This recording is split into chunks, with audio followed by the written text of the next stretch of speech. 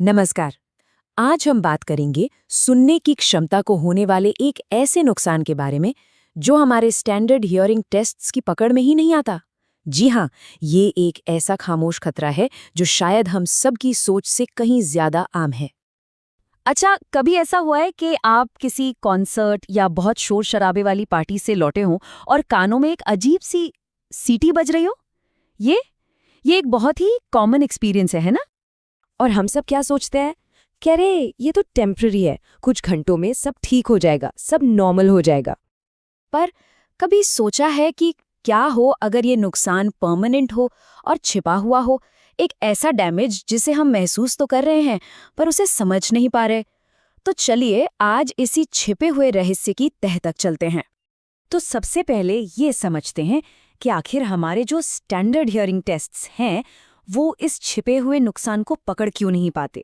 ये खामोशी एक तरह से एक धोखा है। देखिए, जो क्लिनिकल हियरिंग टेस्ट होते हैं ना, जिन्हें ऑडियोग्राम भी कहते हैं, वो असल में बस एक ही चीज़ चेक करते हैं कि कोई इंसान कितनी धीमी आवाज़ सुन सकता है। इसे ही कहते हैं हियरिंग थ्रेशोल्ड। अब होता क्या है कि अगर टेस्ट का रिजल्ट नॉर्मल आ जाए तो हमें लगता है चलो सब ठीक है, एक झूठी तसल्ली सी मिल जाती है, जबकि असली प्रॉब्लम वो तो कहीं और ही छिपी होती है। और अब रिसर्चर्स इसी समस्या की जड़ तक पहुंचने की कोशिश कर रहे हैं। जैसा कि इस स्टडी की लीड रिसर्चर डॉक्टर नेले डी पॉटेरी बताती हैं कि उनका मकसद शोर से होने वाले बहुत ही शुरुआती और बारीक नुकसान की पहचान करना था, ताकि इसे वक्त रहते ही पकड़ा जा सके। तो सवाल ये है कि ये छिपा हुआ नुकसान आखिर है क्या? देखिए, इसका जवाब हमारे कान के अंदर मौजूद नर्व सेल्स के कनेक्शन पॉइंट्स, जिन्हें सिनेप्स कहते हैं, उनमें छिपा है। इसको समझने का एक बहुत ही अच्छा तरीका है। सोचिए, जो नॉर्मल हियरिंग लॉस है वो एक रेडियो का वॉल्यूम कम करने जैसा है। आवाज़ बस धीमी हो जाती है। लेकिन ये जो हिडन हियरिंग लॉस है, ये एक खराब केबल की तरह है। मतलब वॉल्यूम तो फुल है, पर आवाज़ में वो क्लैरिटी, वो साफ साफ सुनाई देना, वो खत्म हो जाता है। अब साइंटिफिक भाषा में इसे कॉक्लियर सिनेप्टोपैथी या शॉर्ट में सीएस कहते हैं। इसमें होता यह है कि हमारे कान के हेयर सेल्स को नर्व फाइबर से जोड़ने वाले जो सिनेप्स होते हैं ना, वो डैमेज हो जाते हैं। नतीजा, आवाज की क्लैरिटी चली जाती है, भले ही शुरुआत में सुनने की सेंसिटिविटी पर कोई खास असर न दिखे। और बस यही वो वजह है कि क्यों बहुत से लोग नॉर्मल टेस्ट रिपोर्ट होने के बाद भी शिकायत करते हैं कि उन्हें भीड़-भाड़ या शोर वाली जगहों पर सुनने में दिक्कत होती है।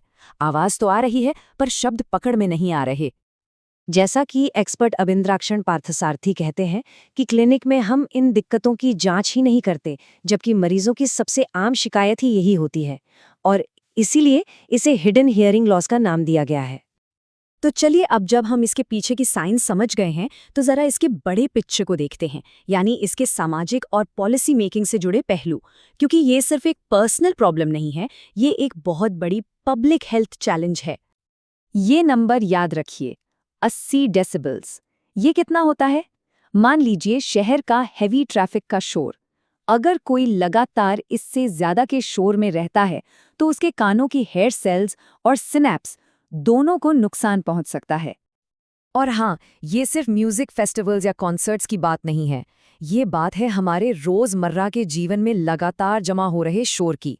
ट्रैफिक का शोर, मशीनों की आवाज और भी न जाने क्या क्या।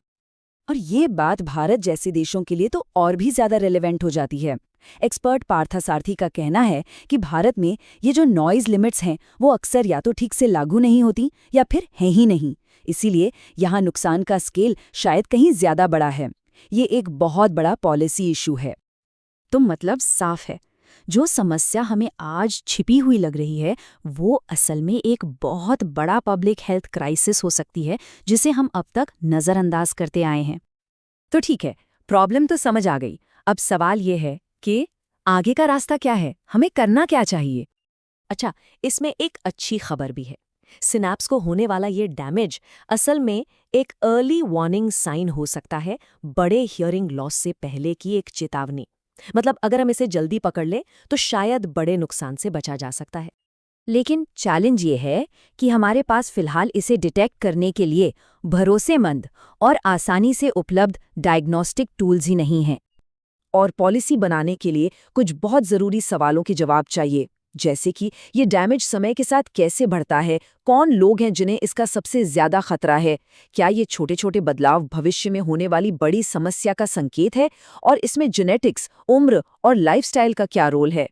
इन सवालों के जवाब मिले बिना इफेक्टिव पॉलिसीज बनाना बहुत मुश्किल है। तो आगे का रास्ता इन 3 कदमों पर टिका है। पहला, हमें ज्यादा सेंसिटिव डायग्नोस्टिक टूल्स बनाने होंगे।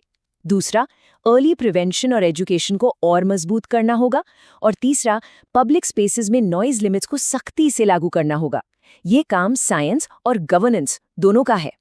तो कुल मिलाकर असली चुनौती ये है कि हमें उन चीजों से आगे जाकर सोचना होगा जिन्हें हम आज आसानी से माप सकते हैं। और आखिर में ये एक बड़ा सवाल हमारे सामने है, हम एक ऐसे पब्लिक हेल्थ थ्रेट को कैसे रेगुलेट करें जिसे हम आसानी से सुन या माप ही नहीं सकते। इस सवाल का जवाब ही हमारी आने वाली हेल्थ और अर्बन डेवलपमेंट पॉलिसीज की दिशा तय करेगा।